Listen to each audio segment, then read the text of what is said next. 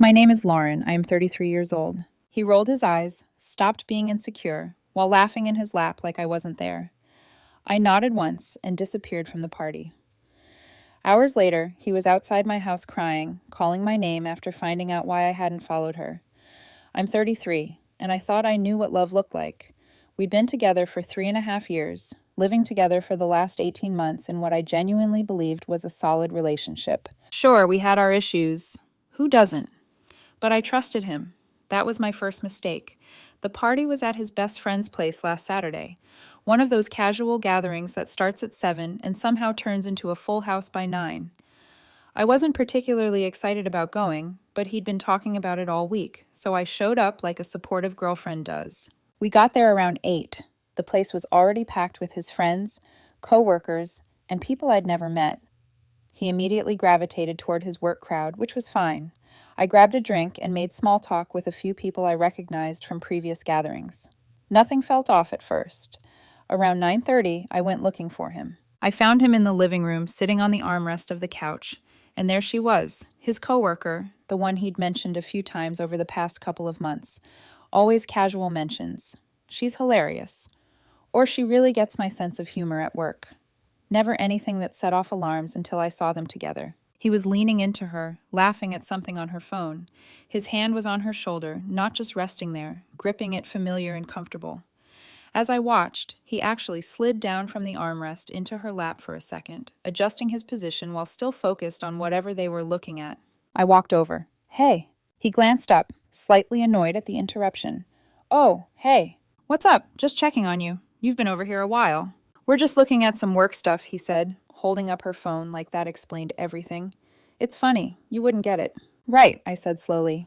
Can I talk to you for a second, privately? He rolled his eyes, and stood up. Sure. Excuse me, he said to her with this apologetic smile that made my stomach turn. We stepped into the hallway away from the music and conversation. The walls were thin enough that I could still hear people laughing in the living room, completely oblivious to what was about to unfold. What's going on? I asked, keeping my voice level. What do you mean? You were sitting in her lap. Oh my God, I was not. I sat on the armrest and slipped for a second. Stop being insecure. That word, insecure. Like my valid observation was somehow a character flaw I needed to work on.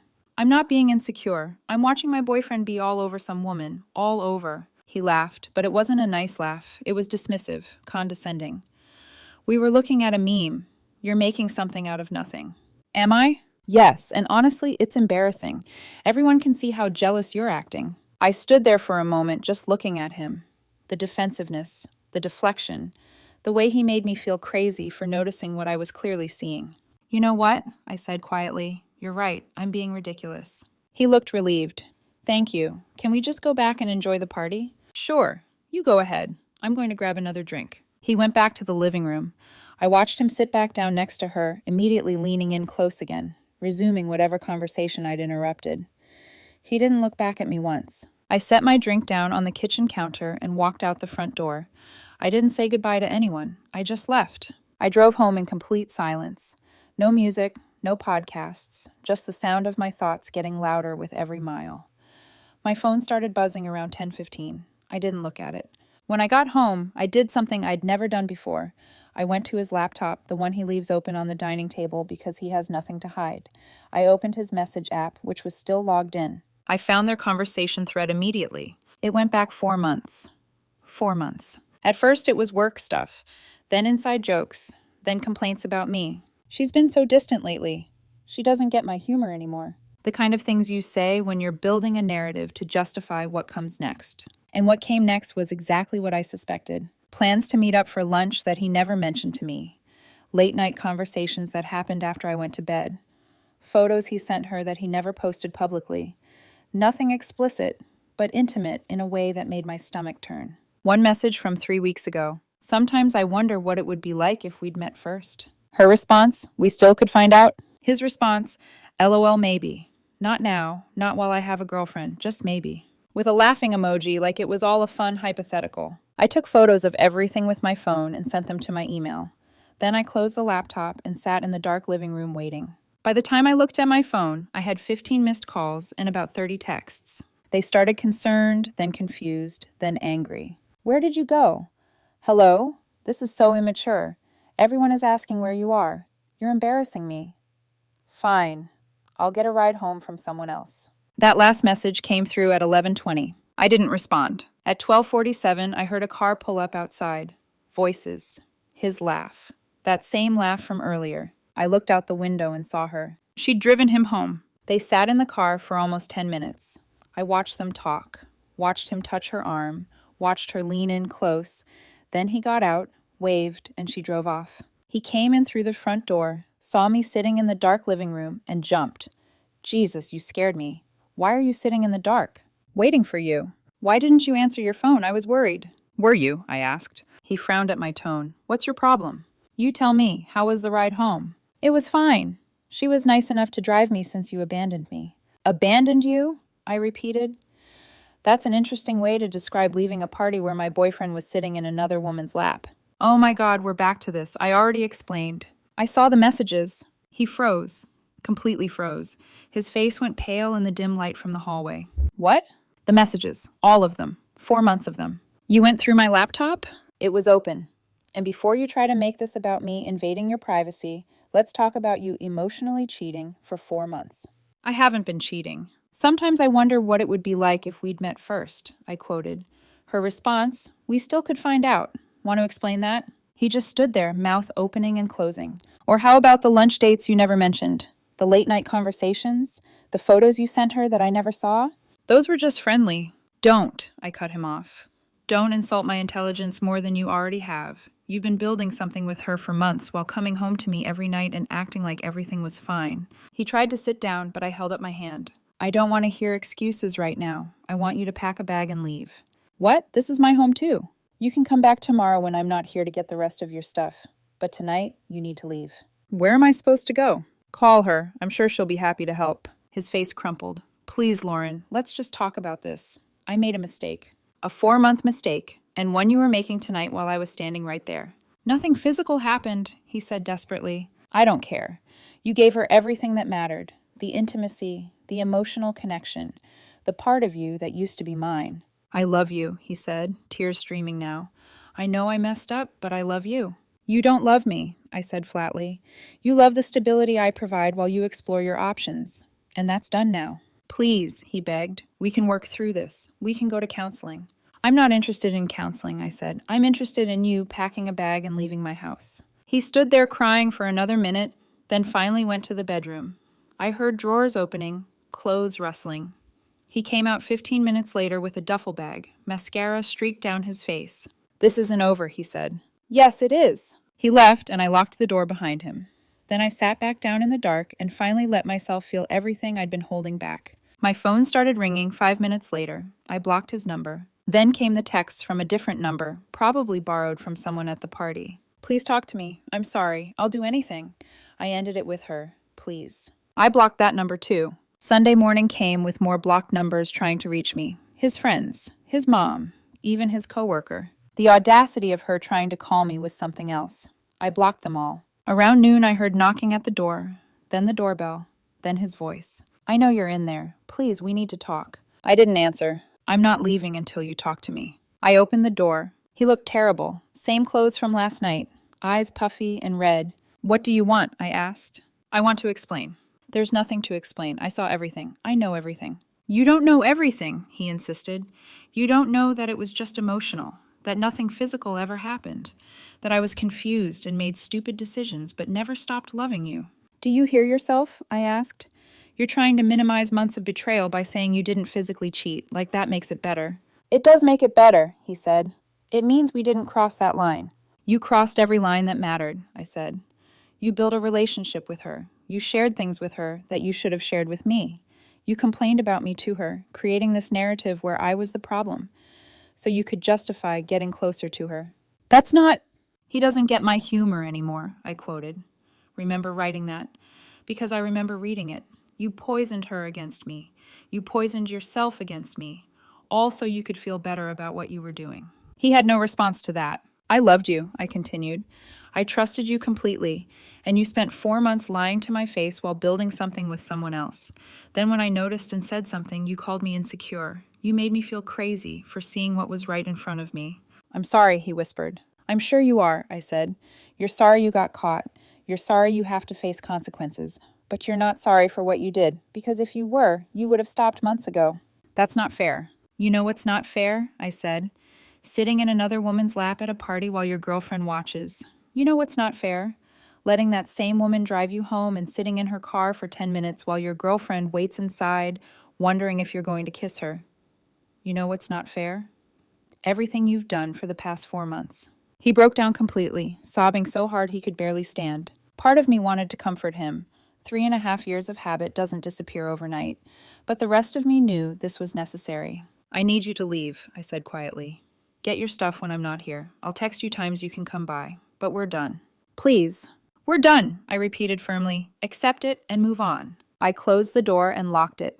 He stayed outside crying for another 20 minutes before finally leaving. The next week was a blur of blocked numbers and ignored emails. He tried everything. Apologies, promises to change, threats to show up at my work, guilt trips about how much he was suffering. I stayed firm. I gave him specific times to get his stuff. I made sure I wasn't there when he came by. I left his things packed in boxes by the door so he wouldn't have an excuse to linger. My friends rallied around me. The ones who'd met him weren't surprised. Apparently, several of them had noticed how he acted around his coworker at previous gatherings. They just hadn't wanted to say anything without proof. We didn't want to start drama if it was nothing, one friend said. I get it, I replied, though part of me wished someone had said something sooner. A mutual friend who'd been at the party called me Thursday night. I heard what happened. I'm sorry. Thanks. For what it's worth, everyone noticed how he was acting that night. It was uncomfortable to watch. Then why didn't anyone say anything? What were we supposed to say? Your boyfriend is being inappropriate? You were there. You saw it yourself. He had a point. She left with him, he continued. I know, she drove him home. No, he said. I mean, they left together, like made a point of leaving at the same time. Everyone noticed. That detail sat heavy in my stomach. The performance of it, the public nature of their connection. Did anything happen after I left between them? Not that I saw, but the vibe was definitely there. A few people mentioned it after they left. Great. So I was the talk of the party. The oblivious girlfriend who didn't see what everyone else saw. Except I had seen it. I just had the audacity to mention it, and he made me feel crazy for it. 2 weeks after the party, I was finally starting to feel normal again. Not good, but functional. Work helped.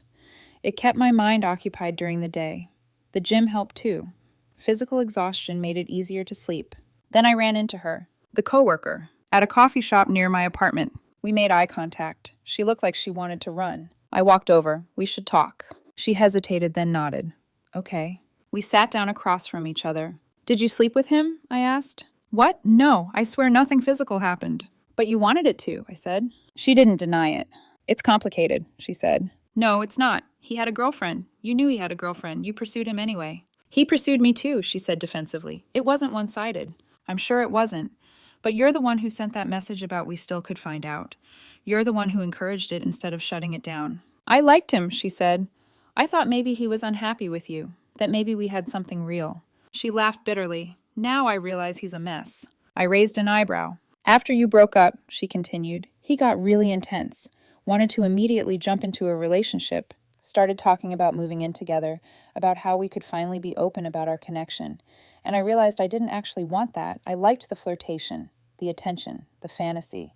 But the reality, he's exhausting, clingy, dramatic. I sat back processing that. So you helped destroy my relationship for nothing. I'm sorry, she said, and she actually sounded sincere. I really am. I was selfish and stupid, and I didn't think about the damage I was causing. No, I said, you didn't. For what it's worth, she added, you deserve better. He talked about you like you were boring, like you didn't appreciate him.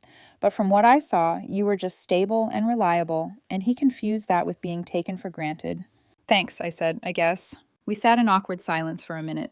He's been texting me again, she said, begging me to reconsider. I've been ignoring him. Good, I said. Keep ignoring him. I will. She stood up. I'm sorry. I know that doesn't fix anything, but I am. She left, and I sat there with my coffee, feeling a strange mix of vindication and sadness. The barista was wiping down tables nearby, and I wondered if she'd heard our conversation. The whole thing felt surreal, sitting in a coffee shop on a Tuesday afternoon, discussing the wreckage of my relationship with the woman who helped destroy it. I finished my coffee slowly, watching people come and go. couples holding hands, friends laughing together, people living their normal lives while mine had been turned upside down. But I wasn't drowning anymore. I was treading water, and that was progress. It's been 6 weeks since the party. I'm doing better. Not great, but better. He tried contacting me one more time about 2 weeks ago, a long email about how he'd learned and grown, how he understood now what he'd thrown away, how he'd give anything for another chance. I read it once, then deleted it and blocked his email address. I heard through the grapevine that he's struggling, lost some friends who sided with me, got a reputation at work for being unprofessional, tried dating a few people, but nothing stuck. Part of me feels bad for him, a small part. The rest of me knows he created this situation and has to live with the consequences. I've been on a couple of dates. Nothing serious yet. I'm not rushing into anything. 3.5 years with someone who betrayed me taught me to take my time, to watch for red flags, to trust my gut when something feels off. The hardest part is accepting that I'll never know when it really started to go wrong. Was it before her? Was she just the symptom of a larger problem? Did he ever really love me the way I loved him? I don't have those answers, and I'm learning to be okay with that. What I do know is this: when someone shows you who they are, believe them. When your gut tells you something is wrong, listen. And when someone tries to make you feel crazy for noticing reality, that's not love. That's manipulation. That night at the party, when he rolled his eyes and told me to stop being insecure while sitting in another woman's lap, he showed me exactly who he was. I just wish I'd walked away right then instead of trying to talk to him first. But I did walk away, eventually. And I haven't looked back. Life goes on. That's what they don't tell you about heartbreak. It feels permanent when you're in it, but it's not. One day you wake up and realize you're okay. Different maybe, more cautious, definitely. But okay. And okay is enough to build again.